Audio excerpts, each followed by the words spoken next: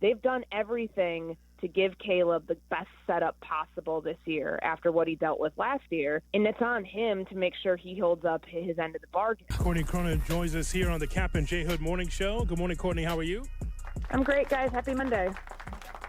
Happy Monday to you, Courtney. So the rookie mini camp was over the weekend, and people were all in a lather. Pat, the designer, had said that Eric Bieniemy's yelling at guys and swearing at guys. Everyone's like, wow, this is amazing.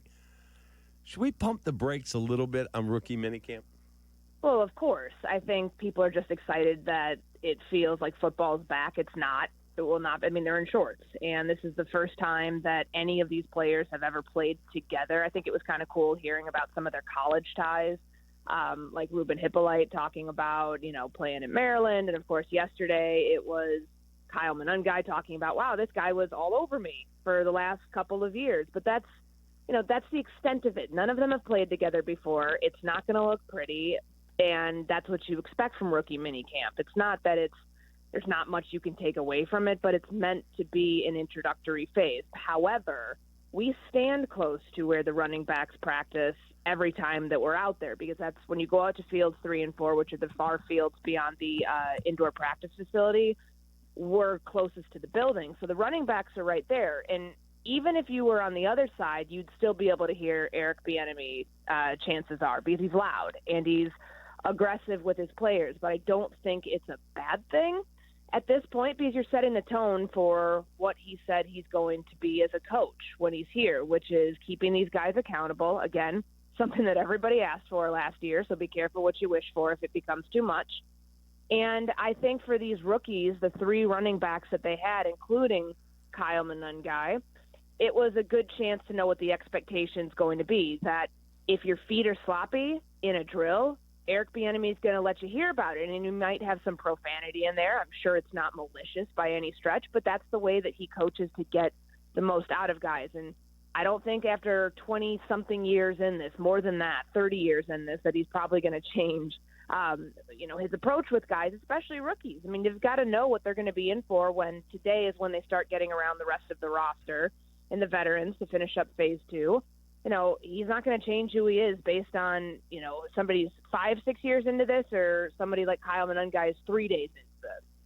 Ozzie Trapillo continues to be interesting because of his size and where he could be on this depth chart. As I was telling Cap earlier, Courtney, it's just what it comes down to is maybe not now, but as we get to training camp, we're going to find out where Trapillo fits. So what did you glean from this weekend with Trapillo working? He got a lot of work at left tackle. We know he can play right tackle, but when they broke up into groups, he was over a lot of times because, we're not seeing 11 on 11. Like, that's not going to happen until training camp. But with the individual work that they were doing with the offensive line, he got a lot of his work with the left tackles, left guards, and when the center would move over and then the center would flip to go work with the right tackles and right guards.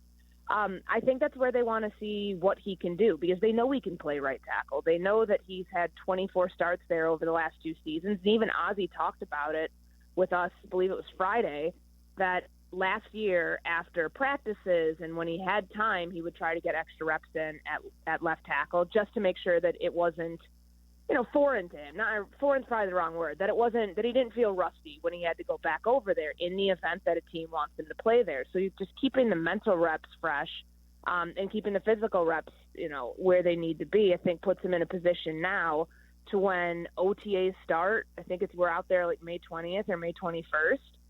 You'll get a chance to see him and Karan Amagaji most likely at that left tackle spot, and it won't be like he's playing catch up. So I think that was kind of the focus of why they were getting him so much work there, but also knowing that it's not just for now. Remember, this could be a competition that goes into training. It should be a competition that goes into training camp, and it should be a chance to see, are they going to move 2 positions by having Darnell Wright go over to left potentially and working Ozzie at right, or are they going to just try to go focus on the one spot right now that has a big question mark and see if their rookie is capable of winning that job? In terms of looking at the defense, we've lingered so much on the offense. Do you feel like they have still unfinished business there? I know there's some talk. There's a bunch of guys. We talked about it with you last week. We talked about it with Tommy Waddle. that could Trey Hendrickson get moved? Could DeMarcus Walker is unsigned? Could he come back? Do you think they still feel like they have work to do there? Truly, I think it's probably going to take, the next couple of weeks to determine depth and how they feel about it. Now, you can't tell what your pass rush looks like when you're not in pads. That's not till August. I don't know if they're going to wait until a week or two of training camp comes around. Usually you have a feel for it. Now, how it looks is not going to look, anything like it does now. And when they're in pads, it should look a lot different. You should feel better about it. But I think just based on the fact that they brought in 2 UDFAs that are edge rushers, they've got who they have. They want to, experiment with moving some pieces around. Although Dennis Allen did, when I asked him about it, he said that Shamar Turner is going to be he's going to be starting at defensive tackle. I know there's some questions about, this guy has versatility, he can play all over. They're going to start working him at defensive tackle, as they should. That's his natural position. That's what he was drafted as.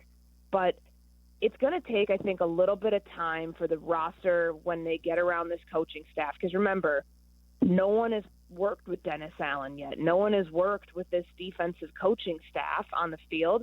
That's when you determine what your depth situation looks like. I know that Bears fans look at, or at least it seems like everybody was excited about the Dio Dingbo signing in free agency. High ceiling, the guy's young. He doesn't have a ton of production, but he hasn't also been a starter, and now everybody wants to second guess it. I would wait until you see what happens when he's out there opposite Montez Sweat, because these guys have been in a weight training program the last couple of weeks. They've been doing the conditioning work. They've been in the classroom. We can't judge it yet until we see it on the field, but I think that's the determining factor. If they don't like what they see out there, that's when they're not in any sort of rush right now to go sign a free agent, because they don't have to be. You said he's going to start at defensive tackle. You mean begin, not start he's the starter. No, obviously not, because they signed Grady Jarrett, who's a rookie. They'll have a chance to see what he does there, though, because there has been all these questions about, is he an edge rusher? Is he a defensive tackle? I get he's played a lot of different spots. The reason he moved inside from edge to when he was playing 3 technique at Texas A&M is because they had 2 really good edge rushers. One who went went ahead of him, the other Shamar for Texas A&M. Yep. Not saying he can't do it. I just think that the staff, it was nice to get some clarity on that, because there's been this question of, could this guy be some edge depth? Maybe, but I think, naturally the team drafted him as a defensive tackle prospect. That's where he's going to start his career. Not necessarily, you're right, as a starter, but just begin getting his work there. We've talked about a lot of different spots on this roster, but we should discuss Caleb Williams putting extra work in this offseason. That's really the central focus, is how will the quarterback be able to work with all of these different moving parts, new offensive linemen, new weapons offensively, Courtney? What is being said about Caleb as far as him getting in the lab? It's funny that we really haven't talked about him all that much. Yeah. And I know it's because he's not a rookie. He's not the focal point of this past weekend like it was a year ago. But I think there was one question asked to Declan Doyle about him this weekend. Just what are your impressions with Caleb? Because they haven't worked with him on the field yet, but they have been giving him scripts to go work on his own. And I think it was last Saturday he was here in the indoor practice facility walking through it on his own. Now, people hear that and are like, wow, this is awesome. Like, it's awesome, but it's also what he's paid to do. So I don't think it's revolutionary that the quarterback's coming in on his own time to get any sort of... Wow, Courtney was watching some film to be prepared for her job, right? Yeah, exactly. Like, I know people hear that and they're like, this is great news, but that's what he should be doing. And I think that it just shows initiative. This is his team, and it goes back to what the three of us have talked about for months now, that they've done everything to give Caleb the best setup possible this year after what he dealt with last year, and it's on him to make sure he holds up his end of the bargain. I think coming in on a weekend, I work weekends, so I mean, like, it's not abnormal for somebody to come in that it's not a 9 to 5 Monday through Friday. Like, I think it's a good sign that he's taking it seriously, but there was never any real question that he wasn't. So I just think that people hear that and they blow it out of proportion. He's a professional athlete. Of course he's going to put the extra work in to try to see if all this stuff can pan out and he can hold up his end of the bargain. In terms of everything they've got going on there, I know every year we win the offseason. Hey, the Bears got Caleb and Rome and this and that, and they won the offseason. Do you feel like they won the offseason again, even though I don't need the offseason trophy for me to feel good about the team? They're up there. They're among the teams that people are talking about nationally right now, where they've gotten the attention of the pundits who, we're all in on Caleb Williams and being in the best situation ever for a rookie quarterback last year. Those same people are getting a mulligan on that and getting to talk about the Bears actually doing what they needed to do around the quarterback this year with the coaching staff and, with the offensive line and everything else that they've done up until this point. Does it mean it's complete? No. But, if you look at, where the conversation with this team has gone, dating back to January 20th when Ben Johnson was hired, every big picture move that they could have made, they've made. So I think it's fair to say that they're one of the winners of the offseason. I don't know if, I don't know how people view it, if there's, a sole head over heels, this team is going to be so much better this year because they've done literally everything right. But they're good at selling hope because they did what they needed to do and they didn't overcomplicate it this year. But you guys know this. We've been through this song and dance a lot. And until it pans out, I think that people are still a little cautious to buy all into it until we see, is this quarterback going to be able to lift this team to a point where obviously 5-12 is not acceptable, but can they be a playoff team this year? Are they finally ready to contend? And it really does hedge on Caleb now. I think that that's not unfair to say that a lot of this falls on him, certainly coaching, certainly injuries, all of those things have to factor in, but it's his turn. It's his turn to hold up the end of the bargain. Courtney, as always, we appreciate the time. Thanks for coming on the show.